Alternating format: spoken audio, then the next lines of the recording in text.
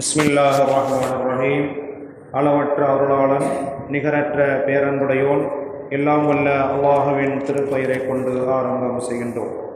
மென்மை மிக்க அல்லாஹுவின் நல்லடியார்களே, நற்பாக்கியங்கள் நிறைந்த மாதங்கள் துல்கஅதா, துல்ஹஜ் மாதத்தினுடைய மாதங்கள். மாதத்தின் எண்ணிக்கை 12 என்று திருக்குர்ஆனிலே இறைவன் சொல்லக்கூடிய ரப்புல் ஆலமீன் அவைகளிலே 4 மாதங்கள் மிக கண்ணியமான மாதங்கள் என்பதாக கூறிவிட்டு, அந்த 4 மாதங்களிலே துல்கஅதா துல்ஹஜ் மாதத்தினுடைய சிறப்புகளை அல்லாஹ் கூறுகின்றான். கடமையான ஹஜ்ஜை நிறைவேற்றக்கூடிய புனிதமிக்க மாதம் துல்கஅதா மாதம், துல்ஹஜ் மாதம். ஹாஜிகள் எல்லோரும் தங்களுடைய கடமைகளை நிறைவேற்றுவதற்காக வேண்டி தயாராகி அங்கு செல்லக்கூடிய மாதம் துல்கஅதா மாதம். துல்ஹஜ் மாதம் பிறை 1 தென்பட்டுவிட்டால் அவைகளிலிருந்து அவர்களின் காரியங்களை செய்வதற்கு தொடங்கி விடுவார்கள்.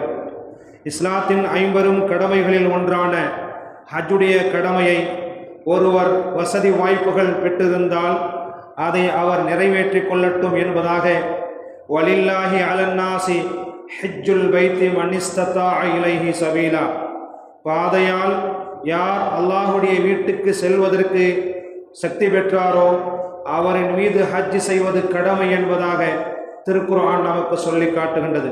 அதுபோன்று கடமையான ஹஜ்ஜை நிறைவேற்றுவது வாழ்நாளில் ஒரு தடவை மட்டும்தான். மேற்படியாக 2-3 ஹஜ்ஜுகள் என்று எவர் ஒருவர் செய்கின்றாரோ அது அவருக்கு இறைவன் கொடுத்த தனி சிறப்பாகும். எனவே ஹஜ் என்பது வாழ்வில் ஒரு முறைதான் கடமை என்பதை, ஒன்றுக்கு மேல் ஒருவர் ஹஜ் செய்தால் அது அவருக்கு நன்மையை கூட்டித் தரும் என்பதாக நபிகள் நாயகம் ஸல்லல்லாஹு அலைஹி வஸல்லம் கூறுகின்றார்கள். மன் அராதல் ஹஜ்ஜ ஃபல்யஸ்தஅஜில், எவர் ஒருவர் ஹஜ் செய்ய வேண்டும் என்று நாடிவிட்டாரோ அதை அவர் விரைவாக செய்து கொள்ளட்டும் என்பதாக நாயகம் ஸல்லல்லாஹு அலைஹி வஸல்லம் கூறுகின்றார்கள். வயது வரம்புகளை காட்டியோ வசதி வாய்ப்புகளை காட்டியோ அல்லது தங்களுக்கு இருக்கக்கூடிய சிரமங்களை நினைத்தோ எந்த ஒரு காரணங்களையும் சொல்லி தள்ளி போட்டு விட வேண்டாம். குமர் காரியங்கள் இருக்கிறது, அதையெல்லாம் முடித்து கொண்டு ஹஜ்ஜிக்கு போகலாம் என்று தள்ளி போடக்கூடியவர்கள் இருக்கின்றார்கள். வாழ்க்கையில் செட்டிலான பிறகு பார்க்கலாம் என்று கூறிய காலம் கடத்துதல் சரி வராது. வீடு கட்டிய பிறகு பார்த்து கொள்ளலாம் என்று நாட்களை தள்ளி போட்டு கொண்டிருந்தால் தனது ஹஜ்ஜுடைய கடமையை நிறைவேற்றாமலேயே மரணிக்கக்கூடிய வாய்ப்பு வந்துவிடும். எனவே மரணம் என்பது அல்லாஹுடைய கையிலே இருக்கிறது. வசதி வாய்ப்புகள் நமக்கு எப்போதெல்லாம் கிடைத்துவிட்டதோ உடனே நம்முடைய நல்ல காரியங்களை செய்வதற்கு முன்வர வேண்டும். நல்ல காரியங்கள் செய்வதில் அவசரம் காட்ட வேண்டும். வசதி வாய்ப்பும் உடல் நலமும் இருந்துவிட்டால் போதும். அதற்கு வயது வரம்புகள் தடையில்லை என்பதை மனதில் முதலிலே கொள்ள வேண்டும். 20 வயதில் ஹஜ்ஜு கடமையான ஒருவர் 60 வயது வரை காத்திருக்க வேண்டும் என்ற அவசியமில்லை. இஸ்லாத்தின் 50 கடமைகள் கலிமா, தொழுகை, நோன்பு, ஜக்காத், ஹஜ்ஜு. சிலர் தவறாக புரிந்து கொண்டு 5 கடமைகளில் கடைசியாக வருவது ஹஜ்ஜுடைய கடமைதானே என்று நினைக்கின்றார்கள். ஆனால் சொல்வதில்தான் கடைசியாக இருக்க வேண்டுமே தவிர செய்வதில் முதலாம் இடத்தை பெற வேண்டும். பாவங்களை கொட்டிவிட்டு மன்னிப்பை வாங்கி வரும் இடம்தான் கஅபா. ஹாஜிகள் தனது எல்லா கோரிக்கைகளும் ஒப்படைக்கும் பூமிதான் கஅபா. உலக முஸ்லிம்கள் சுமார் 30 லட்சம் பேர்களை உள்வாங்கிக் கொள்ளும் புனித இடம்தான் கஅபா. எல்லோருக்கும் இடம் எங்கே இருக்கிறது என்றால் அது ரப்புடைய ஏற்பாடு, அவன் பார்த்து கொள்வான்.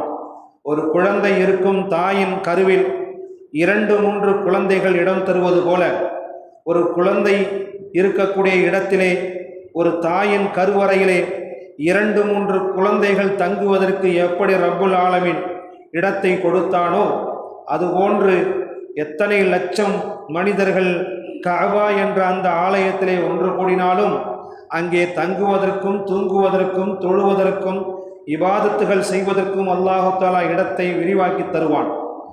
முபாரக்கன் வ ஹுதல்லில் ஆலமீன், அந்த பூமியை பற்றி அல்லாஹு தஆலா கூறும்போது லல்லதி பி பக்கத்த முபாரக்கன், பரக்கத்து நிறைந்த பரக்கத்து பொருந்திய இடம் அந்த மக்கா நகரம் என்பதாக திருக்குர்ஆனிலே இறைவன் சொல்லி காட்டுகின்றான்.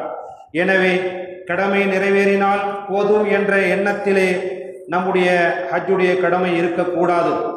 நற்பாக்கியங்கள் நிறைந்த இந்த மாதங்களிலே ஏராளமான நன்மைகளும் ஏராளமான செய்திகளும் ஹஜ்ஜை பற்றிய செய்திகள் இருக்கின்றன.